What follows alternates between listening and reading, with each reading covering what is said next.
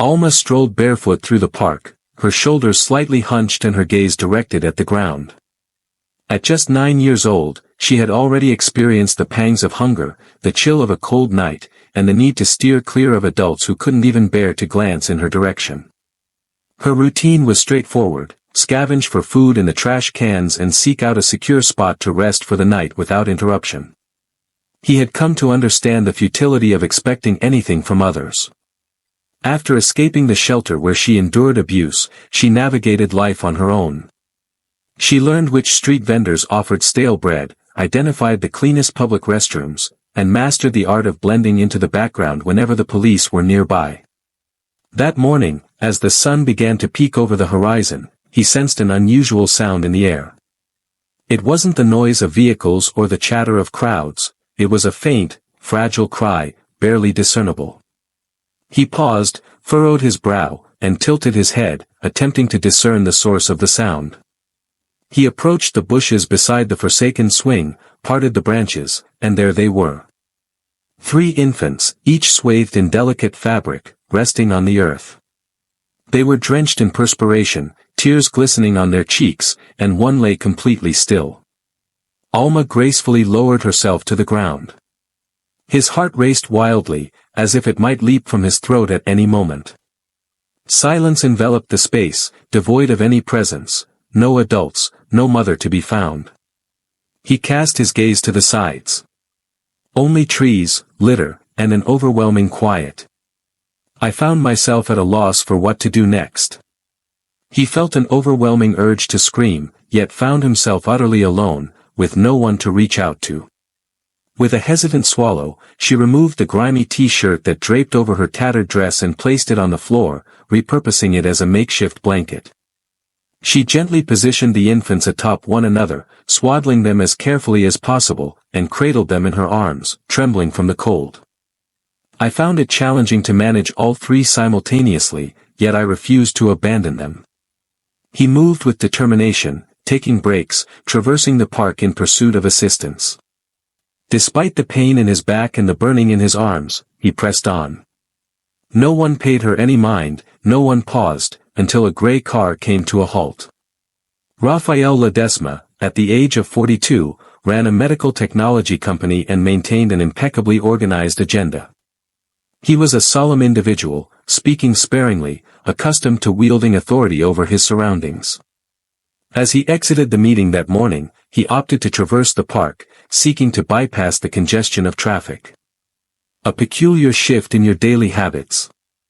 He perceived the crisp air and the melody of birds as oddly bothersome. He had an aversion to parks, they conjured memories he wished to avoid, hollow Sundays, laughter that never materialized, and promises faded with time. For over 10 years, he had intertwined his existence with Elena, his beloved wife. A resilient woman, carrying a quiet sorrow since the loss of the child they longed for deeply. They never revisited the subject, they simply ceased their efforts. As the driver inched ahead, Raphael rolled down the window to enjoy the fresh air. In that moment, he caught sight of her, a tiny girl, barefoot and as slender as a thread, moving with an unsteady gait. He held something in his arms, 3 packages. Initially, he believed he was transporting garments or refuse, but as he approached, he discerned something that caused his expression to darken. They were infants. Halt! He commanded the driver, flinging the door open before the vehicle had fully halted. He moved swiftly towards us. "What are you up to?" he inquired with a resolute tone, yet without raising his voice. Alma hesitated, fear gripping her. "They don't belong to me," he murmured softly. "I discovered them there, isolated and weeping." Raphael surveyed his surroundings. Only she remained, accompanied by the infants and an enveloping stillness. He retrieved his cell phone from the depths of his jacket and began to dial. "An ambulance is urgently needed in Central Park. Also, include the doctor." 3 infants in dire straits, he looked to Alma. "No need for concern, let's assist them." After a brief moment of uncertainty, she relaxed her grip slightly. "I felt utterly drained." Raphael handled them with great care. They were incredibly tiny, the smallest among them was hardly drawing breath. As Helena stepped through the door, she made her way to meet Raphael. Upon catching sight of his burden, she became utterly still. What transpired? In the park, a girl discovered them. They found themselves in solitude, parched and weary. Leaving them there was not an option for me. Helena drew near, her hands shaking, and pressed her palm against the forehead. Oh my goodness. The physician is en route as we speak. What about the girl? It's out there. It goes by the name Alma. He is reluctant to part ways with them. Helena lifted her gaze, and for an instant, Raphael caught a glimpse of something in her eyes that had long been absent. Anticipation. And unbeknownst to anyone at that time, in that instant, a transformation commenced that would last eternally. That night, an unusual stillness enveloped the Ledesma house. The silence that enveloped them was not the familiar quiet of a couple entrenched in their daily habits, rather, it was charged with tension, brimming with unspoken inquiries. Raphael had uttered no more than 5 words since the doctor departed, following the examination of the 3 infants. Helena, in contrast, continued to navigate the rooms, inspecting diapers, warming milk, and gently stroking small heads with a tenderness that required no words. Alma nestled in the living room, curled up in a corner of the couch, embracing her knees. She felt a constant dread that they might expel her at any moment. She held a certain skepticism towards adults, yet there was something in Helena's gaze that drew her in, compelling her to linger, even if only for that evening. Whenever a baby let out a cry, she would immediately rise and rush over to check if they required anything. He had failed to save them before, and now he released them without a second thought. Raphael flicked on the television. He sought a way to divert his mind. He flipped through the channels absent-mindedly, until a news segment suddenly piqued his interest. A journalist with a commanding presence and a solemn demeanor stood before the camera, framed by yellow crime scene tape in the background. This morning, the motionless figure of a woman was discovered in an alley just 3 blocks away from the Central Park. Residents assert they spotted her just days prior accompanied by 3 infants. The search is currently underway for the missing minors. Raphael stood still. He cranked up the volume. A hazy image of the woman emerged on the screen, cradling what unmistakably seemed to be a baby in her arms. Her face glistened with sweat, weariness etched into her features, yet it was unmistakably her. "It's impossible," he whispered. Helena exited the room, cradling one of the babies in her arms, and upon catching sight of the image, she nearly lost her grip on the tiny child. "Raphael?" He gazed at her in silence. He shifted his gaze toward the screen. The updates persisted. An urgent search has been initiated by the police.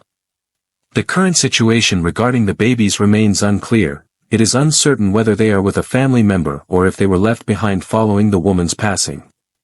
Individuals possessing any information are encouraged to reach out to the authorities. Helena cradled the infant close to her heart. "What if it's them?" "There's no doubt about it," Raphael replied, running his hand over his face. "It must be. So, what are our next steps?" "I don't know," he replied, his voice thick with emotion. "But if they discover that we have them here, and that we failed to give them a heads up, we're going to land ourselves in hot water." "A predicament?" "They are just infants, Raphael. Were you considering leaving them there?" "Of course not. But this is serious. Someone died. And these children are involved, directly or indirectly." At that moment, Alma appeared in the door frame. His eyes were wide open. "I didn't steal them," he said quietly.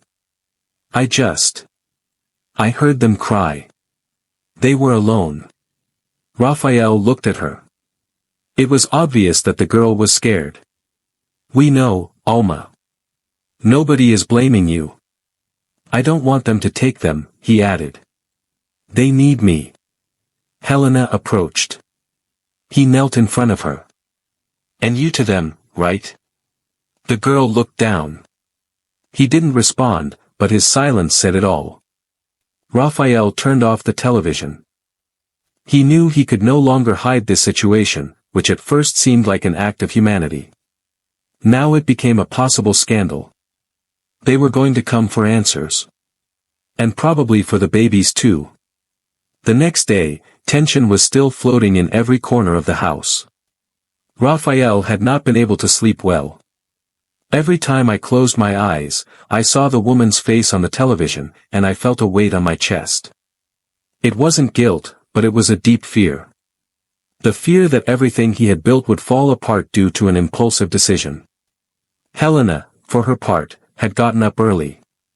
She was in the kitchen making coffee while humming a soft song. As if trying to normalize the impossible. The babies slept in the guest room, side by side, nestled carefully between pillows. Alma was sitting on the floor next to the door, with her back against the wall, staring into space with wide eyes. "Are you hungry?" Helena asked tenderly. Alma nodded her head without saying anything. Helena served him a plate with toasted bread and a glass of milk. Raphael appeared with a serious face, still in his pajamas. "We have to call someone," he said suddenly, bluntly. Helena looked at him, crossing her arms. "Whom?" "To the authorities, the police. We can't keep hiding this. If they discover that we have had them since yesterday and we didn't say anything, we are not hiding them, we are taking care of them," she responded, containing her tone, but visibly upset. "That doesn't change the fact that they're investigating a murder. And if that woman is the mother of the babies, they are going to look for those responsible for their disappearance. Showing up like this with 3 babies in the house, they're not going to understand. And do you think they will care? Do you think they will believe a girl from the street?" Raphael did not respond. He stood looking out the window, in silence. He knew Helena was right, and at the same time he felt like they were cornered. The doorbell suddenly rang, breaking the silence. Everyone froze. "Are you waiting for someone?" Helena asked. Raphael shook his head. He walked slowly to the intercom and answered it. "Yeah. Good morning, Mr. Ledesma, Mexico City Police. We receive a report and we need to ask you some questions." Raphael swallowed, looked at Helena, then at Alma. His voice shook a little as he responded. "Yeah. Forward." 2 officers, a man in his 50s and a younger woman, entered the hall with firm steps. Raphael greeted them politely and offered them a seat in the room. "We received an anonymous tip," the officer said. "We were informed that you could have 3 minors in your possession related to the case of the woman found dead yesterday morning." Raphael nodded slowly. "Yeah. It's true that they are here, but I want to make something clear. I didn't kidnap them or hide them. A girl found them in the park. They were dehydrated to the point of collapse. I reacted. Where are the minors now?" "In the guest room. They are asleep. My wife and I have been taking care of them since yesterday." The young officer looked at Alma, who was hiding behind the couch. "Did you find them?" Alma nodded vigorously, without saying a word. "Did you know the woman? Did you ever see her?" "No," he whispered. "I only heard them cry." The officer took note. "We're going to have to notify protective services. It's the protocol. But for now no one will be removed. We want to understand well what happened." Raphael looked down. What I feared was beginning. Helena, standing by the door, watched the officers with moist eyes. I knew that was just the beginning. The rest of the day passed in slow motion. After the officers left, Raphael locked himself in his study. He didn't say another word. He sat at the desk looking at documents that he couldn't read. His mind was spinning. The police hadn't charged them with anything, but the fact that they were already under surveillance gave him an anxiety he didn't know how to handle. Helena, on the other hand, remained active. She changed the baby's clothes, fed them formula, spoke softly to them while cooing to them one by one. She had no experience as a mother, but it came naturally to her, as if she had been waiting for them forever. Alma followed her everywhere. She was silent but attentive. When one of the babies cried, she was the first to run to see what was happening. He didn't ask, he didn't complain, he didn't ask for anything. I just wanted to be close to them. Why do you do so much for them if they are not yours? Helena asked him one afternoon as she handed him a clean blanket. Because no one else does, Alma answered without hesitation. Helena stared at her. That short, hard sentence resonated in his chest. That night, while Raphael ate dinner in silence, Helena sat across from him with a cup of tea. We have to do something, he told her calmly. We can't stay like this waiting for someone to come and take them away from us. What do you suggest? He asked them, tired. Request temporary custody. Official. Legal. Let them know that we are not hiding them. That we are willing to take care of them while what happened is investigated. Raphael looked at her skeptically. Do you know how complicated that is? Do you know what it means to get into a process like this? And what do you prefer, that they take them to a shelter? Raphael looked down. I didn't have an answer for that. Besides, she continued, we're not just talking about babies. Soul also needs protection. We can't pretend it doesn't exist. Helena, we have no idea who that girl is, or her past. We don't know if she has a family, if she is registered, nothing. And does that change anything? There was a long silence. Outside the dogs were barking and a distant siren broke the calm. No, Raphael admitted, it doesn't change anything. The next day they were summoned to a child protection office, a cold space, full of desks and posters with phrases about children's rights. A social worker greeted them with a smile that was intended to be friendly, but that hid haste and distrust. I understand that you have 3 babies under your care, he said, looking at his papers, and also this minor, he pointed to Alma, who was sitting next to Helena with her head bowed. Yes, Raphael replied, she found them. He has been with them from the first moment. Is it related to babies? No, just. She didn't want to leave them alone, Helena intervened, and we didn't want to leave her either. The worker nodded, writing something down. We are going to start an evaluation process. Home visits, medical reports, psychological interviews. It's normal. Does that mean we can stay with them for now? Helena asked hopefully. For now, yes. But it will be the judge who decides if that custody can continue. Raphael pursed his lips. It wasn't a definitive yes, but it wasn't a no either. It was the first step on a path that they did not know where it would take them. That night, Helena couldn't sleep. She stayed awake staring at the ceiling, listening to the baby's every breath from the next room. One of them had coughed a couple of times, and although the doctor had said they were stable, she couldn't stop worrying. Raphael slept on the other side of the bed, but his sleep was restless. It moved. He murmured things that she couldn't understand. He had been like this for days, and although he didn't say it out loud, Helena knew that he was afraid. Not so much about the police or the scandal, but about what this sudden change in their lives implied. At dawn, the sound of soft laughter brought her out of her trance. He got up slowly and went towards the living room. There, Alma was sitting on the floor with one of the babies in her arms, making faces at it. The boy laughed with his mouth open, as if nothing in the world worried him. Good morning, Helena said with a genuine smile. He didn't cry all night, Alma responded, proudly. I think he likes this place. Helena approached and crouched next to her. And you?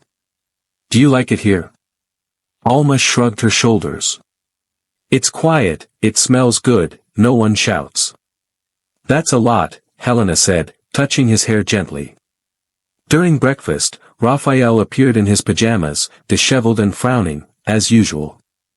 However, upon seeing Helena feeding one of the babies and Alma helping to warm the bottles, something in her expression changed. Did everyone sleep well? he asked, pouring himself coffee. Yes, Helena answered without taking her eyes off the little boy. For the first time in weeks, I feel like I have a reason to get up early. Raphael didn't say anything. He sat down, took a sip, and sighed. I spoke with a lawyer this morning. Helena looked at him surprised. Already? Yeah. He recommended that I not advance anything until the judge evaluates the case. But, he also said that we have a good profile. If we follow the right steps we could get formal temporary custody. And about Alma? That's more complicated. He has no documents. No registration. Technically it does not exist for the system. Alma looked down upon hearing that. But we are going to do everything possible to change that, Raphael added, looking at her. I promise. Hours later, a social worker arrived to make the first home visit. He checked the rooms, took notes, asked basic questions about routines, food, medical care. She watched how Alma interacted with the babies, how Helena calmed them with just a soft song, and how Raphael, although more reserved, was attentive to every detail. You have a lot going for you, he said as he said goodbye, but there are also eyes on you. The case became media. Any mistake, any misunderstanding, and you can lose them. We are not going to make mistakes, Helena assured. Closing the door, Raphael leaned his forehead against the wall. This is not a house anymore, it is a constant test. Maybe, Helena replied, but I don't care. For the first time in years I feel like we are alive, Raphael looked at her. And for a second he understood. It wasn't just her. He was starting to wake up too. The next day, Raphael arrived at the office with his head down and his face marked. As soon as he crossed the door, he noticed the stares. The employees whispered, turning when he saw him pass. Some pretended to be focused on their screens, but it was clear that they were talking about him. Did you see the video? One receptionist whispered to another. It was on television. That man and his wife with the babies. They say the police are investigating them, and that one of the babies almost died. Raphael closed the door to his office and fell into his chair. He turned on his computer, but didn't open any emails. Instead he looked at the news. There it was. A note on an entertainment site, with the headline in red letters. Millionaire under investigation. What was he doing with 3 babies of a murdered woman? And below, a blurry photo of her house, an image of Elena with one of the little ones in her arms, and even a soul capture, with scared eyes. Raphael hit the desk hard. Damn. He immediately dialed his lawyer. Did you see what they published? Yeah. We are already working on that. But it's the internet, Raphael. Once it is published, it spreads like fire. This is going to ruin everything. The process, our reputation, even the company, keep calm. You are not accused of anything.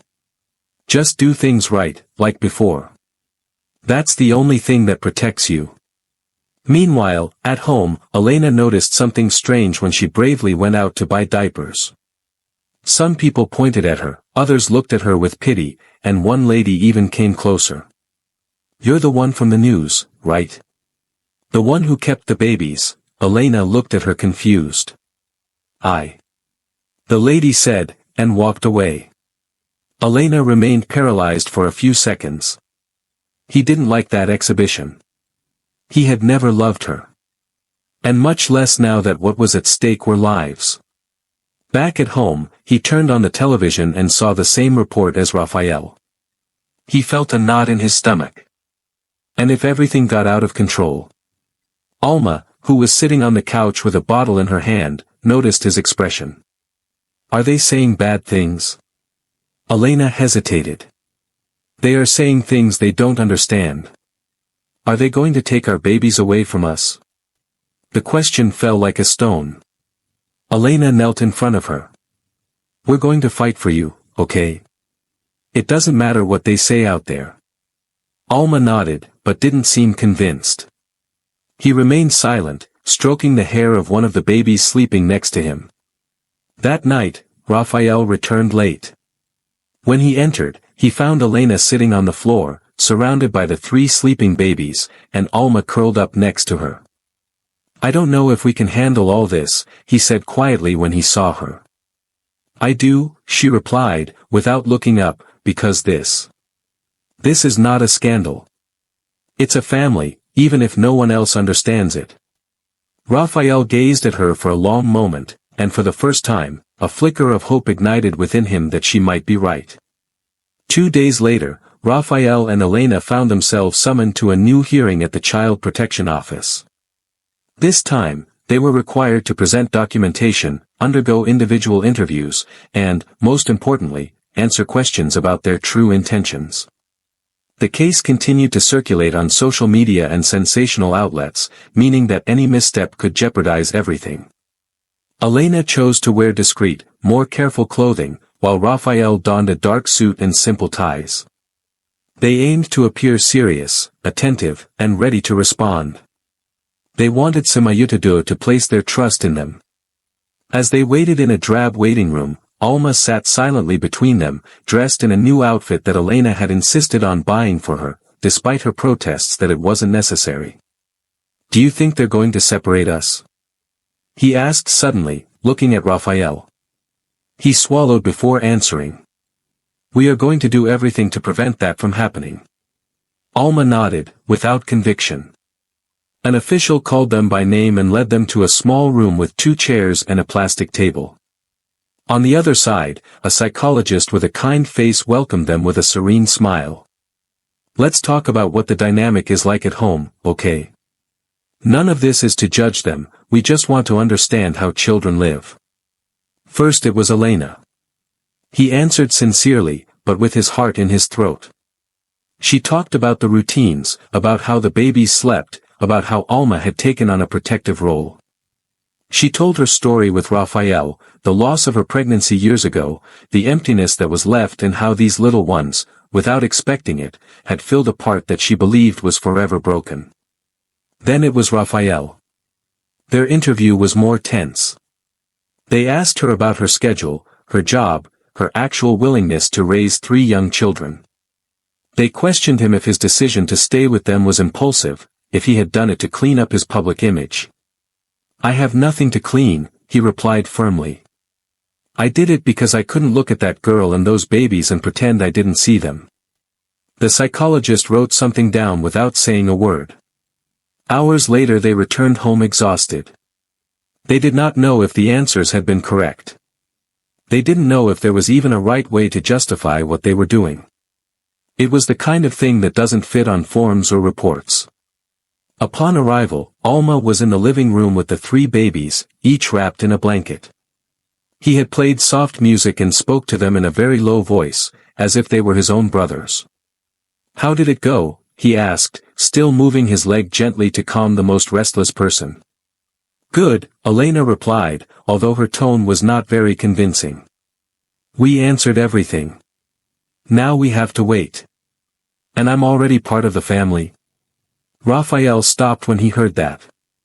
He walked over and sat next to her on the floor. "Not yet, but we are trying. What if they don't let me stay?" "Then let's fight for you," Elena said softly. Alma did not respond. He looked down and caressed the forehead of one of the babies. "No one ever fought for me," he murmured. Raphael felt a knot in his stomach. That girl's words weighed more on him than any trial or legal threat, and he understood that, no matter what happened, he could not allow her to feel alone ever again. The following weeks were a constant mix of hope and fear. Visits from social workers became more frequent. Every corner of the house was inspected. Every word of Raphael and Elena, noted and evaluated. The authorities wanted to be sure that the home to which they were about to entrust 3 lives, and possibly a 4th, did not hide any risk. Elena remained calm on the surface, but inside she felt like she was walking on glass. Every day without official news was torture. Raphael, on the other hand, became quieter. He got up early, checked his cell phone every 5 minutes, and pretended to work, although he couldn't concentrate on anything other than those 4 children who now occupied his life. One afternoon, while the babies were sleeping and Alma was drawing sitting on the carpet, Raphael received a call from the lawyer. "Good news," the man said without preamble. The judge assigned to the case accepted the request for temporary custody of the babies. They signed the resolution this morning. Raphael remained silent. He felt relief, yes, but also a pang of uncertainty. And Alma? That is another, more complicated process. There is no official record of it. We will have to present evidence that he has been with you, that he has bonded with the babies, that he is in a vulnerable situation. It must be shown that separating her from them would be harmful. Why would it be? Raphael responded firmly. She is as much a part of this as we are. So get ready to fight for it. It's going to take more time. After hanging up, Raphael went to the living room. Alma looked at him with wide, expectant eyes. What did they say? He sat next to her and stroked her hair. Babies are staying with us, officially. Alma smiled for the first time in days. Me too. Raphael hesitated for a second. It's not decided yet, but we're not going to give up. What if they take me somewhere else? We are not going to allow it, I promise you. She stared at him. Sure. Sure. He repeated, although inside he knew he couldn't guarantee it. But there was something stronger than any document. The decision to stay, to fight.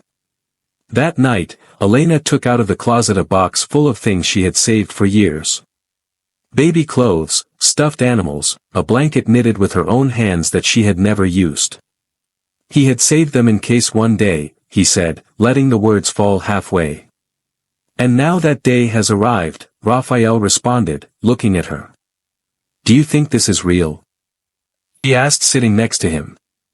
It's the most real thing we've experienced in a long time. What if everything falls down? Then we get up again. Elena nodded, but her eyes were filled with tears. I can no longer imagine this house without them. Without her. Neither do I. They hugged each other in silence. And for the first time since the babies came into their lives, there was no fear in the air. Just that fragile but powerful feeling that they were doing the right thing, even if no one else understood it. A week after gaining temporary custody of the babies, the atmosphere in the Ledesma home began to change. It was no longer just a routine of care and surveillance. Now there was a little hope. Elena laughed more often. Alma slept without waking up at night, and even Raphael seemed lighter, less tense. But that peace was interrupted one morning with an unexpected call. Is Mr. Raphael Ledesma speaking? A male voice asked, firm but cordial. Yes, he speaks. Who is it? Detective Velasquez, of the prosecutor's office. We need you to come to our offices. This is the case of the woman found dead in the alley near the park. Raphael remained silent for a few seconds. Is there a problem? No. On the contrary. We have progress in the investigation, and you appear in the file as a potential witness. We just want to talk. Raphael hung up and went straight to look for Elena. They called me from the prosecutor's office. She stopped folding clothes and looked at him in alarm. What happened? They want me to go. They say they have progress. Good or bad progress? I don't know, but I have to go. Upon arriving at the prosecutor's office, Raphael was greeted by a middle-aged man, with tired eyes and a calm voice. Thank you for coming, Mr. Ledesma. We wanted to inform you that we arrested a suspect in the case of the murdered woman. This is her ex-partner, a man with a history of family violence. We have records of complaints, and when reviewing nearby cameras, we saw him prowling the area on the same day of the crime. Raphael leaned back in the chair, relieved. And the babies? We confirmed that they were his children. She never legally registered them. They lived hidden, almost without contact with anyone. The subject had threatened them several times. We think she left them in the park to protect them, and then went to confront him. He died that same night. And what is going to happen now? Legally, there are no immediate family members claiming custody. We know that you and your wife have them in care, and that the girl Alma was the one who found them. That's how it is. So, starting today, we are going to issue a favorable report to the judge, supporting the continuity of custody with you, including Alma. Raphael blinked, surprised. Alma too? Yes. A psychologist on the team reviewed the case and concluded that separating her from the babies would be harmful. We consider that she, although she has no blood relationship, has become his main attachment figure. Furthermore, the prosecution recognizes their action as key to saving their lives. Raphael put a hand to his face. For the first time in weeks, the air felt lighter. Thank you, he said with a broken voice. The final hearing is still missing, but this is an important step. Upon returning home, Raphael found Alma playing in the garden with the babies. He was teaching them how to pat, and although they barely babbled, they laughed loudly. We won, Raphael said from the door. Elena ran out of the kitchen. What happened? They are going to officially recommend that the babies and Alma stay with us. Elena put her hands over her mouth in disbelief. Really? Raphael nodded. Alma approached slowly. Me too. Also you. She didn't say anything. She just hugged him tightly, squeezing her eyes shut to keep the tears from escaping. For the first time, someone had chosen her. Days after the news, the atmosphere in the Ledesma house had transformed. It was no longer just a transit space or an improvised shelter, it was now beginning to feel like a real home. The rooms that were previously empty or full of boxes gradually became rooms full of life. Diapers here, new toys there, Alma's drawings hanging on the wall. One morning, while Elena was organizing the baby's clothes, Alma came in with a sheet of paper in her hand. Can I ask you something? He said shyly. Sure, tell me. What name are they going to give the babies? Elena smiled. He had thought about that many times, but he didn't want to get ahead of himself. Don't know. We were waiting to know if we could stay with them. Do you have any ideas? Alma felt excited and extended the blade. He had drawn 3 little round faces, each with a name underneath. Tomas, Luz and Nico. I don't know if they're okay, but that's what I like to call them. Elena crouched down to face her. I love them. Would you like their names to be? Yes, that's not how babies would be. They would be people. They would be someone. Elena felt a lump in her throat. Alma didn't talk like a normal 9-year-old girl. He spoke like someone who had been forced to grow up. So we're going to talk to Raphael and see what he thinks, but I'm already convinced. That night, during dinner, Elena told Raphael about the names. He read the sheet carefully, and when he reached Nico, he let out a small laugh. Nico? Yes, Alma said. The sleepiest. I don't know why, but it fits. Raphael looked at Elena, then at Alma. And you already thought of a name for yourself? Alma frowned. As? When we finish this whole process, would you like to have our last name? The girl stared at him, as if she didn't quite understand. As if you were part of the family. It's just that you already are, Elena responded. But we want you to decide. Alma looked down. He didn't respond at that moment, but the sparkle in his eyes said it all. Days later, the judge in charge of the case called a final hearing. Raphael, Elena, the legal representative of the minors, a child psychologist and a couple of court assistants were present. Alma sat between Raphael and Elena, squeezing their hands. The judge reviewed the final reports and recommendations. He stopped at Alma's file and looked at it carefully. This girl came to you by accident, she said, but sometimes accidents are the best thing that can happen to us. Elena held her breath. Raphael intertwined his fingers with Alma's. I grant the legal adoption of the 3 minors to the requesting couple, Raphael and Elena Ledesma, and authorize the beginning of the identity process for the minor Alma, under the new name that she chooses. Everyone in the room was silent for a moment. Alma, shy, approached the stand and said quietly, "I want to be called Alma Ledesma." The judge smiled. "Welcome, Alma." When they left the courthouse with papers in hand, Raphael lifted Alma in his arms for the first time. She hugged him tight, tighter than ever. "I finally had a last name. I finally had a house. And most importantly, he finally had a family." The weeks that followed the hearing were filled with paperwork, signatures and medical visits.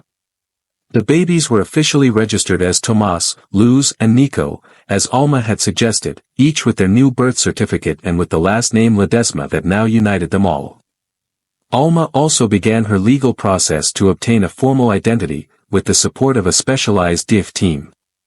Although everything seemed to be progressing well, Elena noticed that Alma was quieter than usual. It wasn't sadness, but something worried her. He didn't laugh as much anymore. She spent a lot of time alone, drawing in her notebook or sitting by the window watching the street. One afternoon, while the babies were sleeping, Elena came over with a cup of hot chocolate. "Do you want to tell me what's happening to you?" Alma hesitated for a moment. Then he put the pencil down and looked at her.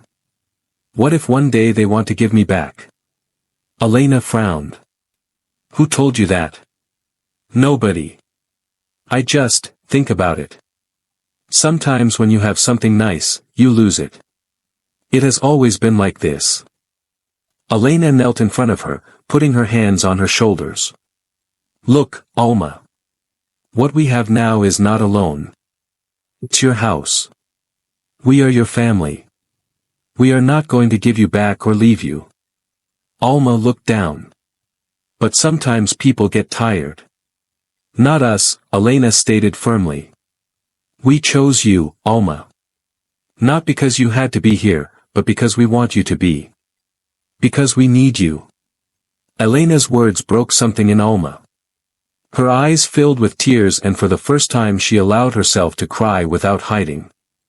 "I love them too, but I'm afraid of wanting too much." Elena hugged her tightly, and in that hug Alma felt a security she had never known before. That night, Raphael returned home after a long meeting and saw Alma asleep on the couch with Nico in her arms. The scene moved him more than he could have imagined. He sat next to them stroking both of their hair. Elena approached him slowly. "She is still afraid. Not from us, but from everything that comes before." "I understand," Raphael said quietly, "sometimes I'm scared too. Of not knowing how to do it well, of failing them." "But you're not doing it wrong," Elena whispered, "we're building little by little, and that's already a lot." Raphael nodded. "Do you know what I was thinking today? I never in my life imagined that my house would be full of drawings, bottles and blankets, and I wouldn't change it for anything." "Me neither," Elena replied, resting her head on his shoulder. The next day Alma got up early. He took a blank sheet of paper and wrote something in his best handwriting. Then he went to Raphael's room and left it on his desk. When he read it, he felt his heart beat faster. "Thank you for not giving up on me. No one had ever wanted to stay. Sometimes the deepest scars are not seen, but also sometimes the love that heals does not need to make noise. Just be. And stay." The news of the legal adoption soon leaked to the media. Although Raphael and Elena had tried to keep everything as private as possible, they could not prevent a note from appearing on a local portal with the title, "Businessman Ledesma adopts the children of a murdered woman and the girl who saved them." At first Raphael was upset. "I was afraid it would attract more unwanted attention." But that afternoon, when she got home, she found Alma sitting in the living room with a shy smile, holding a magazine in which there was a photo of her carrying a baby. "Does it bother you?" she asked, carefully lowering the magazine. Raphael looked at her and sighed. "Not if you don't mind." "I've never had a last name," he said with a shrug, and now I have yours everywhere. There was silence. Elena appeared from the kitchen wiping her hands with a cloth. Do you like having it? Alma hesitated for a second. Then he nodded. Yes, it's strange, but nice. Elena sat next to her. You know you can change it if you want. You can choose what to call yourself now that it's official. Alma looked at them surprised. Really? Of course, it's your name, your identity. No one can force you to wear something you don't feel. Alma looked down. He thought for a few seconds, biting his lower lip. I like Alma Ledesma, but I would also like to have something that reminds me that I am strong, that I managed alone for a long time. What would you like to add? Raphael asked curiously. I don't know, what if my name is Alma Valiente Ledesma? Elena let out a soft laugh. Raphael accompanied her. It sounds perfect, he said, and it's true. That same night, while the babies slept, Alma stayed at the table with paper and pencils, drawing pictures with their new last names. She wrote over and over again, Alma Valiente Ledesma, in different colors, as if she were trying to convince herself that now it was true. Helena watched her from the door with a mixture of pride and tenderness. You know what you're doing, right? He said as he approached. That? You are building your story. One that is going to be very different from the one you experienced before. But I don't want to forget what I experienced, Alma answered. I want to remember it, I know, so I don't come back. Helena nodded with bright eyes. All right. That also makes you brave. Days later, Raphael was invited to an interview on a local radio station. He hesitated to accept, but then thought that perhaps it could serve to clean up a little the distorted image that some continued to promote. During the interview they asked him why he did it. We didn't plan it. It was an accident. We were passing through and saw this girl with 3 babies in her arms, and we just couldn't keep walking. You feel like a hero? No. I feel human. And very lucky that that girl allowed us into her life. Raphael's words went viral, but this time there were no rumors or scandals. Only recognition and respect. That night, when he got home, Alma was waiting for him with a folded sheet of paper. What is this? He asked. My first story, she answered. It's called The Girl Who Found a Family in the Least Expected Place. Raphael hugged her without saying a word. She didn't need to search anymore. His story finally had a new beginning. Time, although still marked by bottles, diapers and sleepless nights, began to flow more lightly in the Ledesma house. The days were no longer filled with uncertainty, but with routine.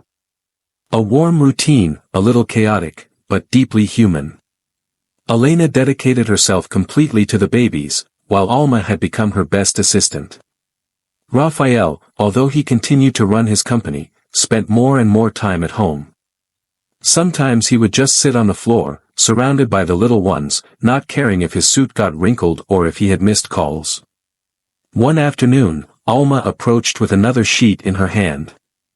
Now what did you write? Raphael asked with a smile. A list of things I want to do this year. Can I see? Alma handed it to him proudly. At the top, in large letters, it said, Things for my new life. Have a birthday party. With cake and balloons. Learn to read well. Teach Nico, Tomas and Luz to walk. Take a large family photo to put in the living room. Learn to swim. Don't be afraid when someone screams. Be part of something forever. Raphael felt something tighten in his chest. Not out of sadness, but out of deep awareness of what each line meant. Those simple desires were, for Alma, treasures that she had never been able to touch. We're going to do all of this, he said with a firm voice, each of these things. Alma looked at him surprised. Oh really? Yeah. And you are also going to teach us many things, because it is not just us who will change your life. You changed ours. Days later, Elena organized something she had never done before. A small photo session at home. She called a photographer friend of hers and prepared the space with natural light, soft blankets, and the baby's favorite toys. Alma put on a white dress with flowers that Elena had given her. Raphael, in a light shirt, held the baby in his arms, while Tomas and Nico crawled around laughing. Elena watched them from behind the camera.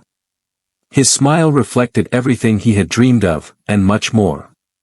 The photographer captured spontaneous moments, Alma hugging the three babies at the same time, Raphael lifting Nico in the air while he laughed non-stop, Elena kissing Alma's cheek while she made a funny face.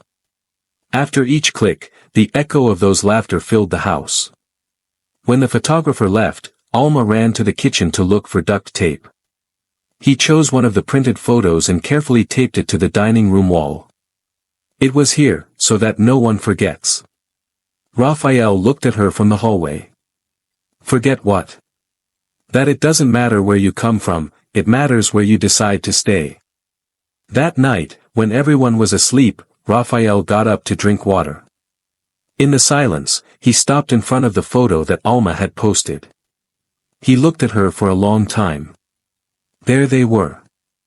All together, smiling. It wasn't perfect, none of them were, but there was something about that image that couldn't be explained in words. It was a home, and this time, it wasn't a place you arrived at by accident. It was a chosen place. A year later, the Ledesma house was unrecognizable compared to that silent and orderly residence from before. Now the walls were decorated with Alma's drawings, family photos, and crayon doodles that Luz had started making on the hallway wall. Nobody was bothered by that. On the contrary, Raphael said that each little spot was a memory in construction. That day the house was especially agitated. Elena ran from one side to the other, arranging cushions, preparing a small table with sweets and hanging colorful balloons. Alma supervised everything with a list in hand. Do we have the cake? Yes, Elena answered from the kitchen. With the full name? And the gifts for the babies? Also. Each one has their own bag. And the photos? And the music? Soul. Don't worry, everything is ready. Alma smiled nervously. It was his first birthday celebrated as part of a family. Not the first one she lived, of course, but the first one in which she had been expected, planned, celebrated. She was 9 years old when they found her. Now he was 10. And everything was different. In the garden Raphael finished putting together a star-shaped piñata. Nico and Tomas played on the blanket, and Luz took small staggering steps with a smile on her face. No. Said Raphael while adjusting the rope of the piñata. Sometimes I wonder what would have happened if I hadn't gotten out of the car that day. Elena looked at him from the terrace. I wonder too, and I'm afraid of the answer. Raphael nodded, looking at his children. I never thought that the best moment of my life would come by accident. It wasn't an accident, said Alma, who had just approached in silence. It was destiny. The party was small, but warm. Some neighbors who had become friends attended, along with the pediatrician who had cared for the babies from the beginning and the social worker who helped with the paperwork. Everyone knew the story. Everyone respected her. Alma blew out the candles while Raphael held her by the waist. Elena was filming with her cell phone and Luz applauded, not quite understanding what was happening, but infected with joy. Tomas got cake on his face, and Nico threw the balloons on the floor. In the midst of chaos Alma asked for silence. Can I say something? Everyone was silent. I just wanted to thank you for this house, for the babies, for not giving up on me.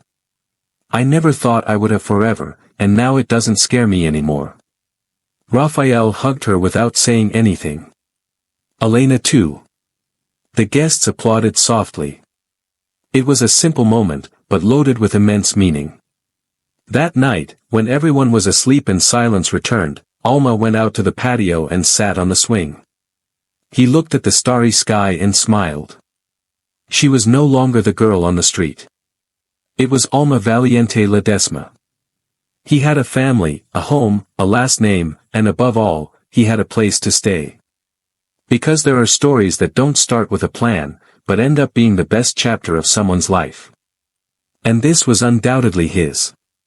It was a quiet Sunday morning. The house smelled of freshly baked bread, and a ray of sunlight came through the kitchen window, warming the floor where Luz and Nico played with colored blocks. Tomas was sleeping soundly in the bassinet, and Alma was reading a book aloud from the couch, dramatizing the voices of the characters to make the babies laugh. Elena was washing the dishes with a discreet smile, listening from afar. I no longer had to fill the silence with music. His house already sounded like a living place. Every laugh, every cry, every clumsy baby step was a constant reminder that the emptiness that had once consumed her no longer existed. Raphael, with a cup of coffee in his hand, came up behind her and hugged her waist. Remember when all this was just chaos and fear? Elena let out a small laugh. And it still isn't. Yes, but now the fear doesn't weigh as much. It's just that now we know that we can do everything, she responded, turning her face to kiss him on the cheek. At that moment, Luz, with her unsteady steps, approached Elena dragging her favorite stuffed animal. He stopped next to her, stretched out his little arms, and awkwardly but clearly said, "Mom." Elena froze. The plate in his hands fell into the sink, making a small crash that he didn't even notice. He knelt slowly, heart racing, and looked Luz in the eyes. "What did you say, love?" "Mom." The girl repeated, this time with more confidence as she hugged her neck. Elena couldn't stop the tears from filling her eyes. He held her tightly to his chest, not caring that his hands were clammy and that his shirt was wet. Raphael, behind them, also remained motionless, moved. Alma ran up from the couch when she heard the word. Luz said, "Mom." He said it, Elena whispered, stroking the little girl's hair. He said it, I said it first, Alma protested with a playful laugh. You've been calling me Mom for months. But this was his first time, Elena responded, smiling through her tears. Well, now there are two of us who call you Mom, Alma said, approaching to hug her too. Raphael crouched down next to them and wrapped his arms around the three of them. And there are 5 of us who call ourselves family. That night, before going to sleep, Elena wrote down a simple phrase in her diary. Today Luz told me Mom. No matter how many things we experience later, this day will be tattooed in my soul. He put the notebook in the nightstand drawer, turned off the light, and lay down. Raphael was already sleeping with one of the babies on his chest. Alma was in her room, but she always left the door ajar, in case the little ones need me, she said. Elena closed her eyes with a feeling of absolute peace. Because the first mom was not just a word, it was a confirmation. She was no longer just a woman who wanted to be a mother. Now it was. Really. Forever. If this story touched your heart as much as it touched us when we told it, don't forget to leave a comment telling us what touched you the most. Was it the moment Alma said she was no longer afraid? Or when Luz called Mom for the first time? Like the video if you believe that love can transform destinies, and share it with someone who needs a dose of hope. And if you like stories like this, full of real emotions, brave characters and second chances, subscribe to the channel so you don't miss any. We want to know, from which country are you watching this video? We read you in the comments.